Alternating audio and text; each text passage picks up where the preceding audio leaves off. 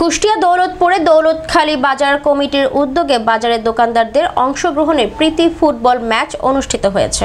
বিস্তারিত থাকছে কুষ্টিয়ার দৌলতপুর প্রতিনিধি আলী হোসেনের তথ্য ভিডিও চিত্রে। মঙ্গলবার বিকাল 4টার সময় দৌলতখালীর বাইতুল নূর আলিম মাদ্রাসা মাঠে প্রীতি ফুটবল ম্যাচটি অনুষ্ঠিত হয়। উক্ত ম্যাচে দোকানদার আলম হোসেন একাদশ বনাম দোকানদার মোহন আলী একাদশ অংশগ্রহণ করেন। 90 মিনিট খেলা শেষে মোহন আলী একাদশকে 4 গোলে পরাজিত করেন আলম হোসেন একাদশ।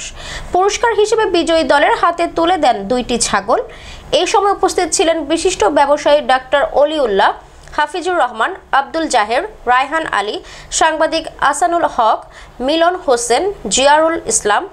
এলাকার হাজার হাজার দর্শক খেলা দেখতে আসেন।